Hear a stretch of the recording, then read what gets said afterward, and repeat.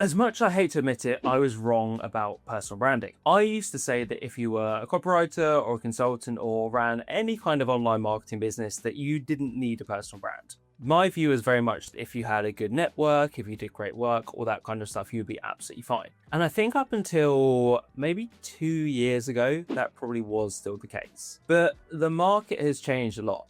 Like, let's be real, AI has fucked over a lot of people.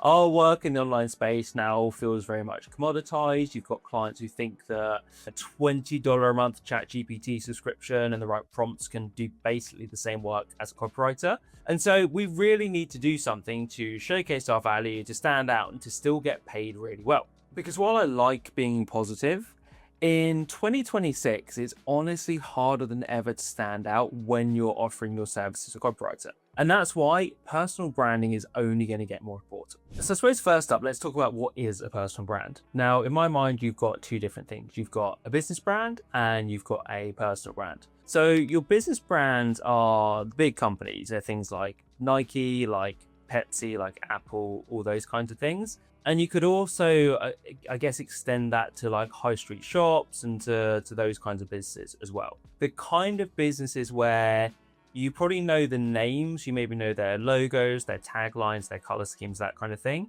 You might not know the people behind the business, but you definitely know what the business itself stands for. And for a long, long time, that was really the only type of branding. It was very formal, it was very corporate, all that kind of stuff. But more and more recently, people have been talking about this idea of personal branding. Now, whether this started with influencers, whether it started with branding experts, I'm not so sure. But you're getting a bit of a shift, even so much that now big companies are taking people from inside the company and making them into the personal branding spokespeople. So you've got like the CEO of Microsoft is now appearing on podcasts. 10 years ago, that would have just been alien. No one would have thought it was worth his time to do that. But now Microsoft are going, okay, we see the benefit of having our people out in front as a personal brand to complement the business brand. So we're going to allow him 5 hours a week to go on podcasts. We had that viral video recently of the CEO of, it was either McDonald's or Burger King, I can't remember, but tasting the burgers. Again, like 10 years ago, even 5 years ago, McDonald's was Ronald McDonald. It wasn't the CEO. Now you've got whatever his name is out in front of camera. As cringy as he was, it's still that idea that McDonald's are acknowledging the importance of a personal brand. So the personal brand is all about, as obvious as it sounds, the person behind the brand. And the reason why this is becoming more important is because people buy from people. So if we look at business from an actual business standpoint, consumers are much more skeptical. Eugene Schwartz talked about it when he talked about marketplace sophistication, and how at the top level of sophistication, people aren't looking to have a problem solved. They're not looking for an outcome. They're not even looking for a unique mechanism. They're looking more at who is selling them the product. So personality has to come into it. But from the other end of the spectrum as well, it's very much a case that we're sort of it's a weird era of fake experts at the moment. And anyone can kind of say the right thing and sound like they know what they're talking about. I don't know about you, but my social media feed is flooded with people who are promising all kinds of things for my business. They're saying like, we can make you 50 grand a month, or here's how to get 25 new clients a day, without taking a single sales call. And it'll be for stuff like ManyChat. Or it's people telling me like the one webinar that can 10x your business, all that kind of stuff. And if you read their copy, it ticks a lot of the boxes. It sounds like they know what they're talking about, but they're positioning themselves as experts. They're not positioning themselves as authorities. And that's the next shift that I think we're going to see in the market. It's that idea of not only being good at what you do and being able to get people results, but actually showing what goes behind the business as well, i.e. your personal brand. So the one thing that a lot of people mess up with this is that they think that personal brand equates to branding. And when we think of branding, you might think of formal headshots, you might think of photo shoots, you might think of having to use like catchphrases and that kind of thing. And I suppose that is one element of branding. But more and more, if we can be like rough and ready and just be authentic, and I don't mean that in the like boss babe way of being authentic, but if you can actually be authentic as to how you show up online, that's going to make a massive difference to how people perceive you. So really the simplest way to do this is just kind of show your personality outside the business. That's why for me, most of the stuff I post online has very little to do with copywriting. I don't have an exact ratio, but I would say that I probably post about personal stuff at least 3 times as much as I post about copy.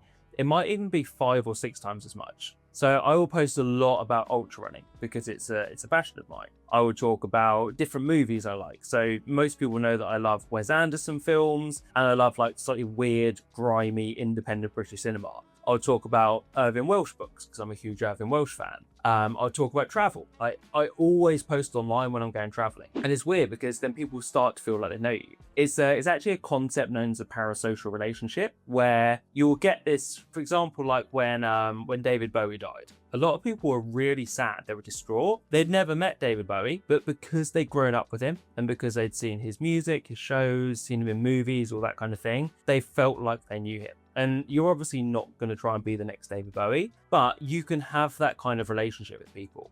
So for example, I was at an event a couple of months ago, and earlier in the year, I've been to Bali for 5 weeks. And I think every single person I talked to at that event said to me, "How was Bali?" Or they mentioned the fact I got a new car, because I've shown that stuff online. Now, that's not to say every single one of those people is going to turn into a client, but it does go to show that actually you're building your personal brand by putting that stuff out there, because it's actually really difficult to compete as a copywriter or a consultant or a strategist or whatever, because you have to compete on your rates, up on how good you are, your reputation, how long you've been doing this, the clients you've served, all that kind of thing. And when you do that, there's only ever going to be one person who comes out on top. So it's really difficult to be the best. But what you can be instead is be different.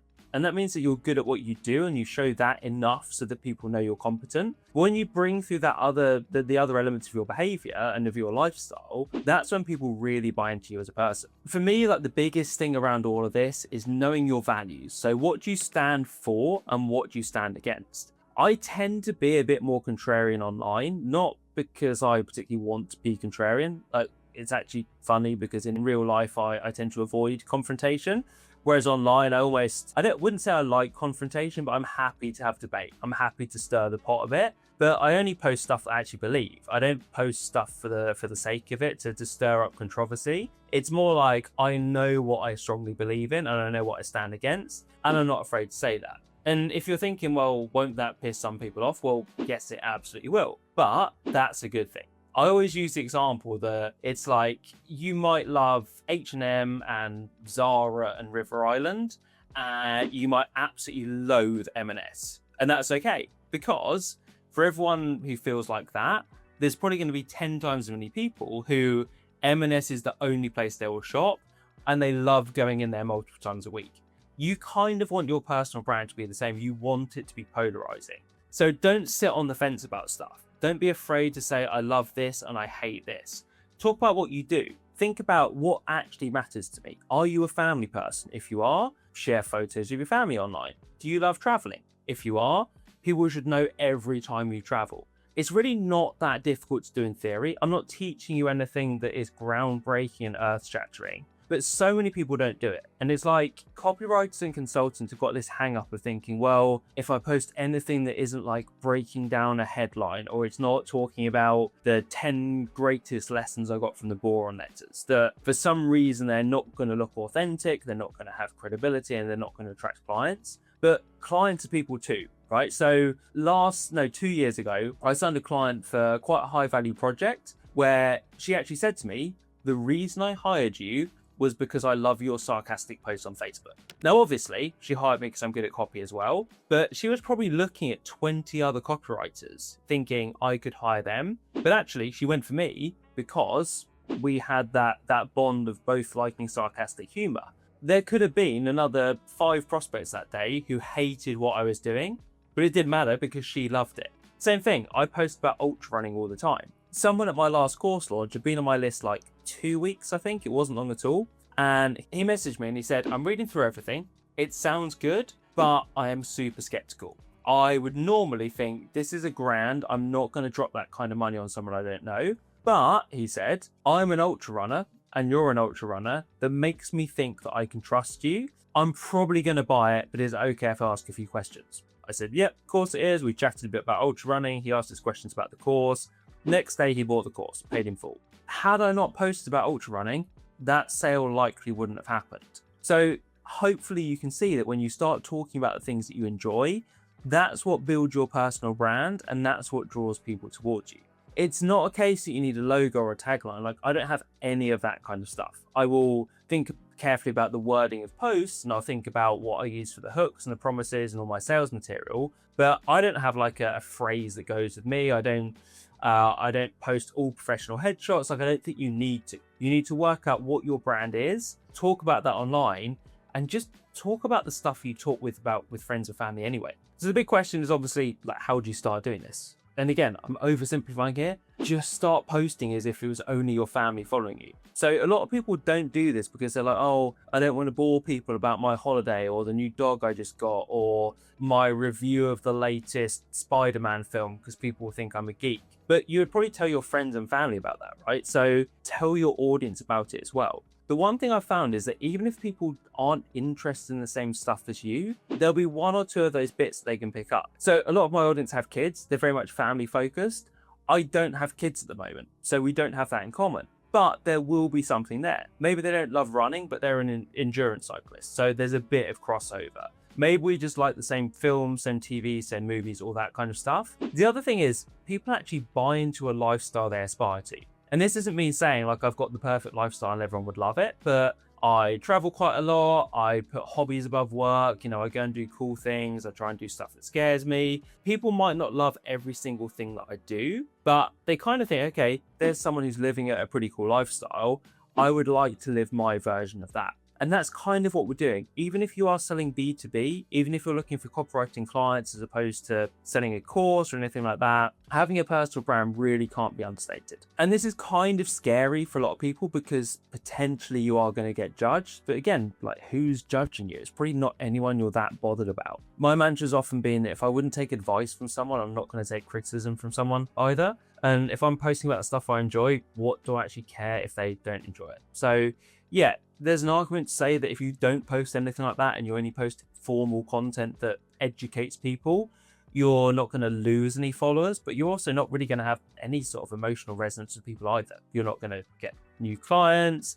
You're not going to position yourself as someone worth being around. And also, what's the point in following you? If you're only posting educational stuff, like, I can get that on Google. I can go to Wikipedia. We've got AI now. You're not going to share anything new and groundbreaking when you're only sharing information. When you share stories, that's the kind of stuff people remember, and it's the kind of stuff people buy into. So I totally get it. If you have been, maybe you've been working as a copywriter for a few years, you've not built a brand, and now all of a sudden AI is here, it's harder to get clients. You're like, oh shit, where do I start with this? Or maybe you're starting out because you thought, well, copywriting or consulting is a cool way to earn money, and I can kind of hide away a bit and live life behind the laptop. And I do still think you probably can do that, but it's just so much easier when you build a personal brand. So start talking about what you do. Show behind the scenes in your business. Talk about your hobbies, all that kind of stuff. Try and weave it in if you can with a bit of educational content and client wins and all that kind of thing. But honestly, if you gave me the choice between only posting educational content and only posting lifestyle content, I would choose lifestyle content 100% of the time, because in 2026, that really is why people buy into you. So if you're not building a personal brand, definitely start. It's not difficult. It's not rocket science. All you need to do is talk about what you love, show it online, and you will get more business from it.